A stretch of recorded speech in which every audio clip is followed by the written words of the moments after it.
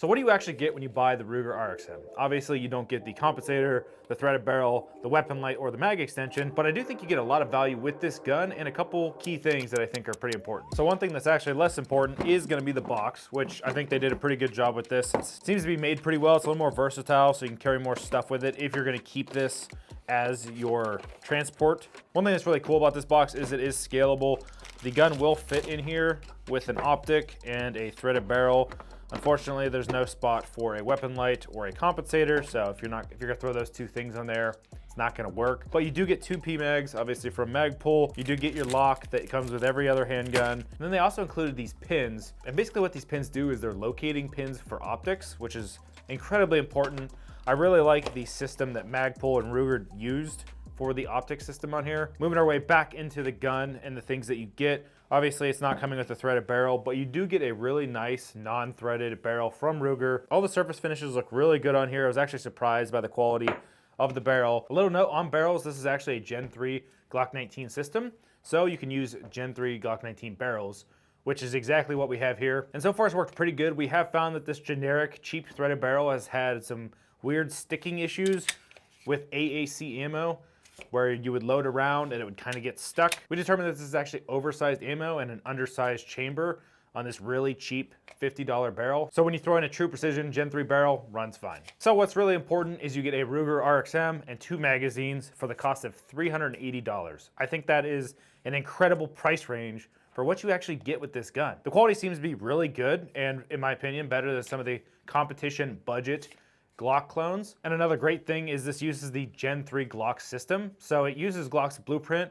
and has the potential to be reliable. Obviously, time will tell if this is gonna be true or not, but everything we've seen so far out of this system has been reliability, has been really good craftsmanship. So I'm interested to see how this gun does in the long run. So now you know what you get with the Ruger RXM, but let's go into kind of my opinions on what they were doing with the slide and the frame of the handgun. So kicking it off with the aesthetic of the slide, I really don't know what they were going for with this big cut. It doesn't really do anything for the actual function. I think they were really just trying to change it up enough that it wasn't exactly like a Glock. Obviously, this is a less important part of the slide. I still think it doesn't look terrible. The slide serrations are much better than an OEM Gen 1 through 5 Glock, in my opinion. I think the forward cant they have and the sharpness that they have to them, it's just gonna make it perform a lot better in rough conditions. Another thing that they do better than Glock is gonna be these sights. They have these steel serrated iron sights on here. The front is actually a night sight. I kind of prefer that the front is only a night sight. I don't like when the back and front are night sights. For me, it's just kind of unnecessary, especially since most of the time I throw an optic on these guns. So I think they did a really nice job with these sights. The quality is actually really good. They are made of metal instead of the plastic ones you get with an OEM Glock. However, this is the second time we've had this front sight come loose. It is actually still loose.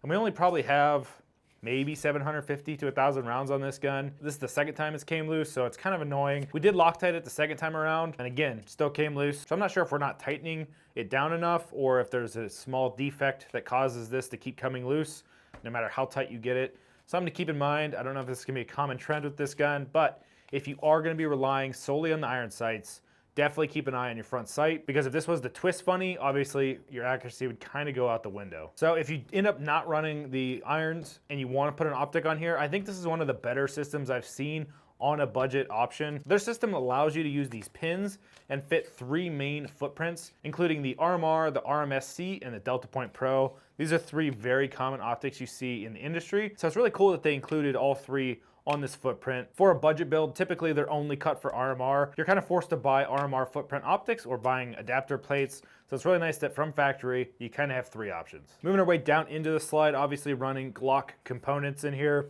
I don't know who they're using to manufacture these, but it looks identical to your standard Gen 3 style Glock. And the OEM barrel that comes with this gun is actually really nice. The machining looks really good. The rifling is really clean. One thing to note about the OEM barrel is it does have an LCI cut. So if you do throw an optic on here with an OEM barrel, you're probably gonna get a lot of carbon all over your optic. It's kind of annoying they threw this in here. It's definitely like Ruger for them to throw this in here. They throw in as many safety features as humanly possible in all of their handguns. So if you are gonna run the stock barrel with an optic, just note you're gonna be cleaning that front glass quite a bit. So now that the slide's out of the way, let's jump into the frame. I have a lot to talk about with this specific frame. There's quite a bit of things I actually really like about it. One thing right off the bat I notice about this gun is the frame is not nearly as thick as your stock Glock 19. Both the width and the length feel a little bit shorter than a stock Gen 5 19, so I can appreciate that quite a lot. Holding this stock Glock, it just feels kind of huge comparing it to the Ruger. And honestly, this is more of a problem for people that have smaller hands. It's abundantly noticeable. It's definitely going to affect your trigger pull. So I actually prefer the RXM frame over a stock Glock in a couple ways. One of them being the size, another being that the grip texture is way better in my opinion. I think Magpul just did a much better job with the overall stippling of it. And another thing that kind of caught me off guard that I wasn't expecting is to actually really enjoy this single finger groove. It really helps me get high up on the frame and just gives me another place to lock in on my grip. I historically do not like finger grooves, but this single groove right underneath the trigger guard is really nice. I enjoy it quite a lot. Another thing that is noticeable is the beaver tail is actually extended over the stock Glock one. You'll see here that the stock Glock is not nearly as extended as the Ruger. I prefer this. However, Jake still got really bad slide bite with this handgun, so it's not going to cure all of the issues. In my opinion, I think beaver tails are important for fighting a little bit of that recoil. You'll see the more material you have here is kind of acting as a barrier for the gun to move. If you could infinitely draw out more material here, it would really help fight some of that recoil. And I don't know if this is the sole purpose of a beaver tail, but I feel like I notice it when shooting. This gun shot really soft. So I think they did a really nice job adding a little bit more material here. I think everybody can appreciate that. Another thing that's actually different about the RXM over a Glock 19 is gonna be grip angle. You'll find this isn't nearly as aggressive as a Glock. I sometimes find switching between guns all the time that when I go to present a Glock, I have to pull down a little bit. With the Ruger, I don't have to do that. I actually don't know what the angular measurement difference is between the two guns, but I can definitely notice a difference. I think the RXM points much more naturally than the stock Glock, and it's definitely a pro in my opinion because that's one of my biggest complaints about Glock. Switching guns all the time for what I do, filming YouTube videos, it is kind of a pain in the butt switching to the Glock 19 and getting used to this grip angle again for a short amount of time. Something you're starting to see a lot more people do is actually throwing a little bit of a lip where you can rest your support thumb. I'm really glad that Ruger and Magpul did this. It is the perfect place to put your support thumb and kind of fight a little bit of that recoil. They also added some texture in here. It's the little things that kind of add up on this frame that make it as good as it is, and I feel like this is definitely one of them. So now for the most controversial thing for me of this gun, and that's gonna be the magwell. Starting off with the good, I think they did a really nice job with this magwell. It's a really good sized funnel. It's pretty aggressive. And then something that's really nice that kind of took me a while to appreciate is actually the rails in the back here. Instead of Glock throwing in this big U-notch cut that's just an empty hole, what Magpul decided to do is add these guide rails. What this allowed them to do is not injection mold a lot of plastic into the frame, so not add a bunch of weight, but still allow you to remove this spare mag if you do get it stuck. I can get my thumb in here really easy to yank out a stuck mag, but it's really not gonna affect reloads like you would see with the Glock. If anything, it's probably gonna help reloads. It is a giant angular funnel to really help guide that mag right into place. So now for the things I really don't like about the magwell, it kind of comes down to the exterior. The way my hand sits on here is it kind of makes it feel like my hand is falling off a cliff, so to speak. With the stock Glock, I don't get this feeling. They seem to be the same exact length. With the stock Glock, the radiuses here kind of fit my hand perfectly and pull my hand up against the trigger guard. With the Magpul, however, I feel like I'm kind of resting on the edge of a mountain. It kind of feels like my pinky wants to fall off the gun. So it almost feels a little bit short. I wish it would have been a little bit longer. Obviously, then it would not have been a Glock 19 length frame, but I think they went a little bit too aggressive with the outside of the magwell. That kind of gives me that feeling. Somebody with smaller hands is not gonna feel this way. And honestly, even Jake, who has larger hands, really didn't get that feeling out of the frame. So this is kind of a weird spot where it's just kind of affecting me, and most people might not feel the same way I feel about this magwell. One thing you really can't ignore about the RXM is actually the frame color. I don't know why Magpul decided to go with this gray blue color. It's gonna be polarizing to a lot of people. I actually like it. It's not something that is a make or break thing for me. I will say I would prefer something a little bit more gray and kind of less blue, but I don't think it's the worst thing in the world. Some of the people at Herrington Arms have said they don't like it. So it's gonna be a polarizing color, and I really hope Magpul offers a couple different options for this in the future. Obviously, with the FCU style system of the gun, it would be pretty easy to switch out this frame for a different color or a different size. Another thing to look at with frames is gonna actually be the moving components. So for example, the slide lock on this gun is a little bit bubbled out from a stock Glock, which I think is actually counterproductive for me in this case. I found that I was riding the slide lock down and both up. When shooting this gun, my grip fully encompasses this entire frame. So when shooting, I experienced a couple of accidental slide locks. Obviously, this has to do with my grip and can be easily remedied with a Cogworks, now Permatia slide lock slide release. However, when looking at the mag release of this gun, I think they absolutely nailed it. This is probably one of the best Gen 3 Glock clone mag releases I've ever felt. The spring is really soft. It's a little bit more positive than what I've seen with some of the other Glock clones. The actual button itself feels really good to press. Everything is rounded, has some serrations on there. It feels like it protrudes out, and I think it's because of the relief cut in the frame. This is actually one of the features I really love about this gun and really hate about the PSA Dagger. And last but not least, on the frame, obviously we have to talk about the trigger. This is a really interesting trigger. It has a really nice profile. It honestly reminds me of the Shadow Systems trigger shoe, except it's plastic. I think the safety is pretty much perfect. It fully retracts and gets out of the way when you go to pull the trigger. The only thing I don't like about this trigger is gonna be the actual trigger pull itself. Quite a bit of take up and then a soft, really long rolling break. It is tactile, but it is a long trigger pull. And then the trigger reset, very tactile, really nice. One thing I did notice is with this system, and I don't know if it's because this is Gen 3 and this is Gen 5, but it feels like the length of pull is actually shallower than a stock Gen 5. I've said in many videos, I prefer a longer length of pull and it's definitely gonna slow me down when shooting. And I can't say I noticed it specifically at the range. Every time we went and shot this gun, it was really cold. The second time we went to the range, I was actually wearing gloves. I typically don't shoot with gloves, so it was that alone was slowing me down. So in the future, when we do an ultimate build with this, I'd be really interested to see what my split times are between the RXM and a stock Glock. However, I kind of like the trigger. Even though it's a little bit short, I still think it has a really nice trigger pull. It is smooth, it is light, and it does have tactileness to the break and the reset. I would say the overall build quality of the RXM feels really good. It feels in line with a stock Glock. In my opinion, I actually prefer the plastic that they chose on this over a stock Glock. And ultimately, I think it's even a little bit better than the PSA Dagger in a couple different areas. So when it comes to quality for price, I think you get a pretty good deal with this gun. So as I said, we only have probably 750 to 1,000 rounds on this gun.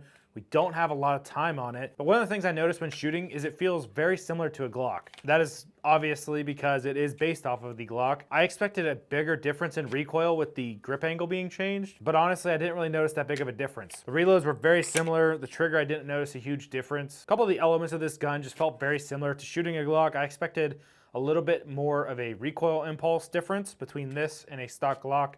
And honestly, they were kind of the same. Which honestly, I think is a good thing. This gun being close to a Glock for about half the cost is actually pretty impressive. When you look at the recoil of this gun, a lot is gonna have to do with the compensator on the front. Most of our testing was with compensators, as we are a compensator brand. So I guess we can deep dive into that real fast. I would say the HCDG from Herrington Arms is probably my favorite compensator on this gun. Since the PSA Dagger is based on a Gen 3 Glock as well, we could use this Dagger no fin comp on here.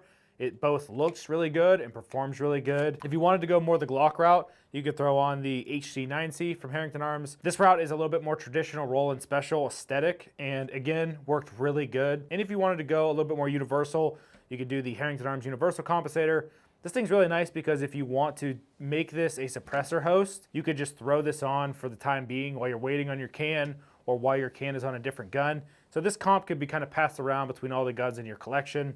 It kind of depends on what you're going for. We offer 3 compensators for this gun right out the gate, which is really awesome. We got to try all 3. They ran all really good. It's just kind of my personal preference that I landed on the Dagger no fin. I think it just looks really good on the gun and it performed really good too. Things I really hammered on with this gun were doubles, transitions, reloads, and high round engagements. Doubles because I want to understand like what the predictability and repeatability of this gun is, especially with the comp on, a small grip that I'm used to, and no optic as well. And then reloads, obviously, a new platform. It's a Gen 3. I'm a lefty, so unfortunately there is no ambi release on this gun, so reloads are going to be definitely 100% different for me. So that was something new. The next was the high round engagements. I did that really because I want to see what it's like to shoot this gun at full speed and get teen splits out of it. So I mean like 15, 16, 17 splits, very low end splits below a quarter second. And I wanted to see how it would behave. Most Glock platforms that are this size, like a Glock 19, can be kind of punchy. And I wanted to see, especially with the comp on the end, if it would fall into the same bracket. And I held like transitions and designated target off for last because it's sort of an all-encompassing drill. Like I'm really understanding the gun from a grip, sights, and trigger standpoint. So that was kind of like the final thing I ran through this. What I was off the rip kind of surprised about was in 2024 that they weren't able to throw an ambi slab release on this. Obviously, me being lefty, that's something I'm gonna harp on. I am kind of confused by that. If we're producing guns in 2024 and they're not ambi, I feel like you're definitely behind the curve. That being said, this comes at a fantastic price point, and slapping something like that in a gun probably would up its price point. I'm sure they wanted to keep it below 400 or below 500, so it makes sense. If we're talking about Ruger in particular, this is hands down the best striker-fired handgun they make. I've shot a handful of other different Ruger firearms, whether it be rifles or handguns. Some they have tried to market and orient towards duty. Never really understood that. I think this is the closest thing they're coming to when it comes to a duty handgun or a duty-rated or duty-ready handgun. So they have my respects in that regard. All right, so where does this gun fit into a more serious shooter's workflow? I would say really just like any other gun. All the marketable benefits of this gun right now are more so when your tastes change, not actually having to do with the gun. Like I can, for instance, like because this has an FCI in it, I can take the trigger group out, take the frame off, obviously, send it to somewhere, have it stippled. I don't have to go through an FFL and jump through all the paperwork loopholes to do that. When we're just talking about training with a gun, none of that stuff really matters. I want to buy a gun as it is, have it ready to go out of the box, maybe slap an optic or light on it, and go to work. So moving on to the shootability of the Ruger, I would say it behaves and shoots just like any other striker-fired platform. You're not going to pick this gun up and hoot and holler over how good it shoots. It really shoots for the price category it's in. Glock is really the same way, even though it's a little bit more expensive. It's really a no-thrills gun to shoot, okay? It's a workhorse, and it's viewed as that way. So one of the first things that stuck out to me in terms of shooting this gun was the trigger, okay? And as somebody who has hundreds of thousands of rounds on a Glock platform, this trigger does not have a definable wall, or at least I cannot feel a definable wall like the Glock has. This trigger is completely loose up until the gun mechanically stops me at this wall, okay?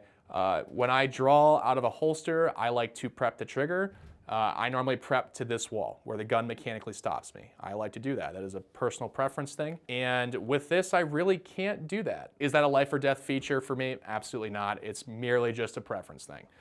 This trigger for sure feels inherently different. It has no stopping points, and it seems to be gritty or somewhat smooth the whole way through. In terms of shooting this gun, it is definitely no thrills, okay? It's just like picking up a Glock. You pull the trigger, the gun goes off. It's nothing to write home about. So in terms of reloads with this gun, I would say falls in the same category as like a Gen 5 Glock 19. They both have kind of like that flared magwell look. It's really not much different than that in terms of practice when it comes to the reload. They put this like ribbed plastic fins in the back here, and what that's preventing is any snagging from the mag.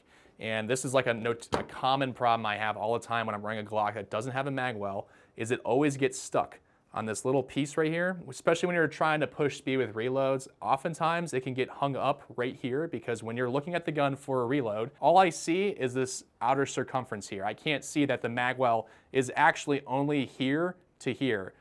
All I see is the whole circumference. The back portion of the mag back here will get snagged on that. I'll have to push it forward and then it'll guide itself in. That is a huge pet peeve of mine with the Glock platform.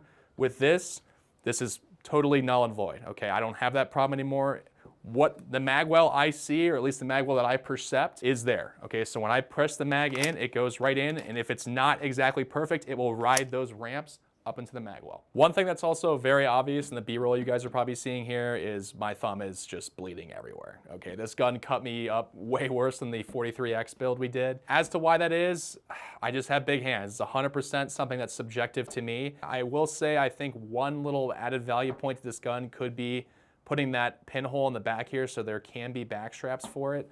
But where they're gonna go with the aftermarket of this gun, it probably just doesn't make sense. That is the one thing I do like about the Glock platform is that I can put the back straps on here, which also increases the beaver tail so I don't get slide bite. Again, 100% a me thing, but if you're out there with big hands, it's something to be aware of. So in conclusion, I understand that I was a little bit critical of this gun. This all being said, I do have mad respect for the price category this comes into and the features it offers. But I would say for other guns in this same price range, I think it completely outperforms them. With the features it's coming with out of the box, you really can't beat that. But for me and other people who are, along the same training category as me, I don't really think it's offering anything serious to the point where I'd actually purchase one. So who is the RXM for? I think it's clearly for the people on a budget. Maybe they're not a fan of the PSA dagger frame. Obviously, they want something that is actually going to be reliable, so they want to go with a Gen 3 system. And at first, I really wasn't expecting much out of this handgun. I was like, oh, great, another Gen 3 Glock clone. But this gun actually impressed me quite a bit, and I think it does a lot of things better than the PSA dagger. So if you guys really want to see a comparison, specifically this gun to the PSA dagger, drop a comment down below. I'm really curious if you guys want to see that kind of content. Otherwise, if you guys like this video, we'd appreciate a like and subscribe. We'll see you next time.